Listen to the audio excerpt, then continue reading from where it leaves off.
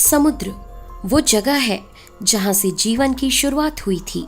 अगर पहली बार कहीं किसी जीव ने सांस ली तो वो है समुद्र। पृथ्वी पर जीवन की शुरुआत हुए आज लगभग 4.5 अरब साल बीत चुके हैं। इन 4.5 अरब सालों में इन समुद्रों में न जाने कितने ही अलग अलग प्रकार के जीव आए और चले गए। कुछ के बारे में तो जानकारी मिल सकी, मगर कुछ केवल एक अनछुआ रहस्य बनकर ही रह गए।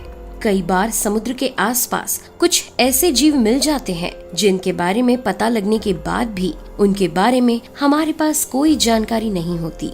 आइए जानते हैं कुछ ऐसे ही समुद्र की गहराई में छुपे खतरनाक और अजीब जीवों के बारे में। Black swallower fish. आमतौर पर कोई जीव अपने आकार के या उससे छोटे जीवों का ही शिकार कर सकता है, मगर ब्लैक स्वैलोअर फिश के तो क्या कहने। ये मछली अपने आप से 10 गुना वजनी जीव का शिकार भी बड़ी आसानी से कर लेती है। न सिर्फ शिकार बल्कि ये उसे एक बार में निगल भी लेती है। अब आपको लग रहा होगा कि कोई मछली अपने से 10 गुना वजनी शिकार का शिकार कर एक बार में कैसे निगल सकती है, पर असल में इस मामले में मदद करती है इसे इसके पेट की बनावट। इसका पेट बड़ा ही कमाल का है जो आराम से स्ट्रेच हो जाता है, इसलिए कितना भी बड़ा शिकार आ जाए ये उसे निगल लेती है। पर आपके मन में आ रहा होगा कि ये उसे निगलती कैसे है, तो हम आपको बता दें कि इसके पास बेहद बड़ा और खतरनाक जबड़ा पाया जाता है जो काफी बड़ा खुलता भी है। यही वजह है कि अपने से 10 गुना वजनी और 2 गुना बड़े जीव को भी ये आसानी से निगल जाती है। Deep sea dragon fish. 250 से 5000 फीट समुद्र की गहराई में रहने वाली ये खतरनाक मछली ही ड्रैगन फिश कहलाती है। ड्रैगन फिश कहलाने के पीछे का कारण है इस मछली के खतरनाक, नुकीले, शातिर, ट्रांसपेरेंट दांत। आपको जानकर आश्चर्य होगा कि इनके दांत इनके शरीर के आकार की तुलना में काफी बड़े होते हैं। वैज्ञानिकों के अनुसार इसके ये दांत ग्रेट व्हाइट शार्क और पिराना से भी ज्यादा खतरनाक और मजबूत होते हैं, क्योंकि ये नैनो साइज क्रिस्टल से बने होते हैं। वैसे आकार में ये मछली कुछ ज्यादा बड़ी नहीं होती। इसकी ज्यादा से ज्यादा लंबाई 16 सेंटीमीटर तक होती है, मगर अपने गहरे काले रंग और खूंखार दांतों के कारण ये मछली अपने शिकार को डराने में माहिर है। इस मछली को स्केललेस ड्रैगन फिश भी कहा जाता है। इस मछली की खास बात यह है कि इसकी आँखों के नीचे 2 स्पॉट बने होते हैं, जिनमें एक में लाल और एक में नीली लाइट चमकती है। ऐसा इसलिए क्योंकि ये मछलियाँ बायोल्यूमिनेसेंट एबिलिटी रखती हैं। इसका मतलब ये कि ये मछलियाँ खुद अपने अंदर से प्रकाश का उत्सर्जन करती हैं। चूँकि ये मछलियाँ डीप सी में रहती हैं, ऐसे में ये प्रकाश इन मछलियों के लिए शिकार ढूंढने के लिए सर्च लाइट की तरह काम करता है। कुछ साइंटिस्ट्स का मानना है कि ये मछलियाँ ऐसा प्रकाश का उत्सर्जन अपने शिकार को आकर्षित करने के लिए करती हैं, लेकिन केवल इनके ये स्पॉट्स ही लाइट्स की तरह नहीं चमकते। कुछ रेयर केसेस में इन मछलियों को पूरी बॉडी से भी प्रकाश उत्सर्जित करते देखा गया है। ऐसा अंदाजा लगाया जाता है कि ऐसा वो अपने ऊपर हमला होने से बचने और शिकारी को डराने के लिए करती होंगी। गार्डन ईल। जमीन में घास की तरह उगा लगने वाला ये नजारा घास का नहीं बल्कि गार्डन ईल का है। पानी की वेव्स के साथ लहराने वाली ये ईल्स बिल्कुल किसी खेत या गार्डन में लहराती घास की तरह नजर आती हैं।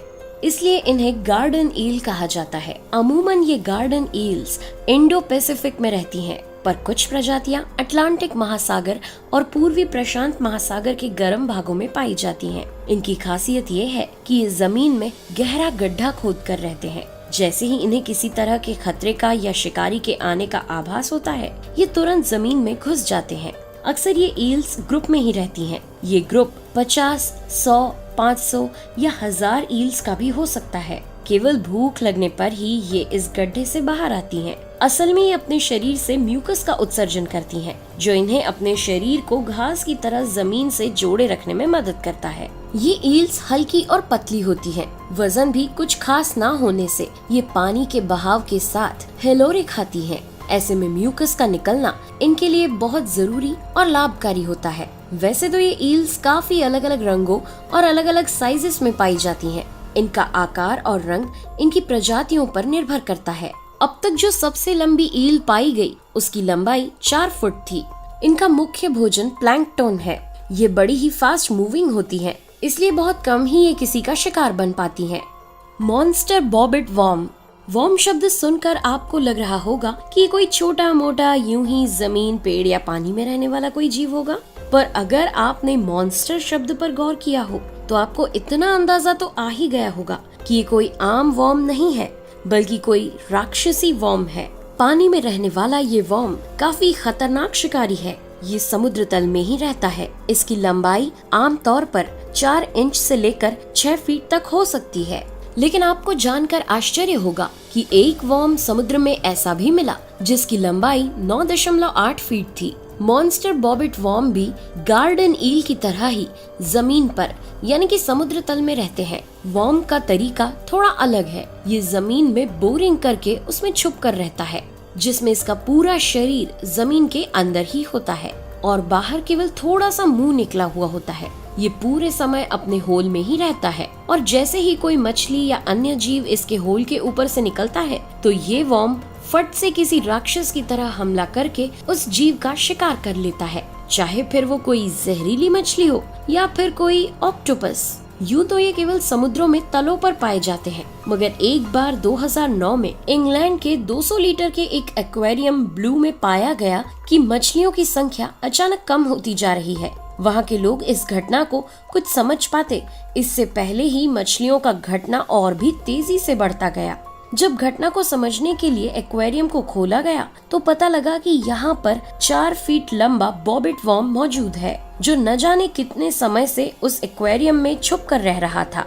पहले तो जब वो छोटा था तब मछलियों का गायब होना उतना ध्यान में नहीं आ पाया, लेकिन इस बॉबिट वॉर्म के साइज के बढ़ने के साथ साथ इसका पेट और भूख भी बढ़ती गई, जिसके बाद ये ज्यादा स्पीड से मछलियों को निपटाने लगा। एशियन शिपशेड व्रास। आपने अब तक ऐसी कोई मछली नहीं देखी होगी जो अपना ट्रांसफॉर्मेशन खुद ही कर लेती है, यानी कि फीमेल से मेल बन जाती है। सुनकर दंग रह गए होंगे ना आप, पर वाकई में ऐसा ही होता है। हम बात कर रहे हैं एशियन शिपशेड व्रास की। देखने में इस मछली का चेहरा हम इंसानों से काफी मेल खाता है। इसके हमारी तरह होठ भी होते हैं। इन मछलियों के मेल फिश फीमेल के मुकाबले आकार में काफी बड़े होते हैं। इनकी लंबाई 3 फुट तक होती है और वजन 12 से 16 किलोग्राम के बीच हो सकता है। अब आती है बारी इस मछली के बारे में सबसे इंटरेस्टिंग फैक्ट की, और वो ये कि जैसे ही ये फीमेल मछली 10 साल की हो जाती है तो इनमें हार्मोनल चेंजेस आने लगते हैं और कुछ ही महीनों के समय अंतराल में ये फीमेल से मेल बन जाती हैं और आकार में पहले से मौजूद मेल फिश की तुलना में भी बड़ी हो जाती है। और अब चूंकि मेल फिश की तादाद बढ़ने से इनमें वर्चस्व की लड़ाई शुरू हो जाती है। एक शिपहेड व्रास में दोनों तरह के सेक्स ऑर्गन्स पाए जाते हैं। है ना ये बड़ा ही अनोखा ट्रांसफॉर्मेशन। ये तो केवल वो जीव हैं जिनके बारे में थोड़ी बहुत जानकारी मिल पाई है। अभी तक तो हमने केवल 5% समुद्र को ही एक्सप्लोर किया है। अभी तो न जाने कितने ही ऐसे समुद्री जीवों से हमारा सामना होना बाकी है। वाकई में ये समुद्र बड़े ही रहस्यमयी है। आपको आज का ये वीडियो कैसा लगा हमें कमेंट करके जरूर बताएं। पसंद आया हो तो लाइक करें और अपने दोस्तों के साथ शेयर करें। फिर मिलेंगे अगले वीडियो में नए टॉपिक के साथ। तब तक के लिए अपनी दोस्त नेहा आगरकर को दे आज्ञा। नमस्कार।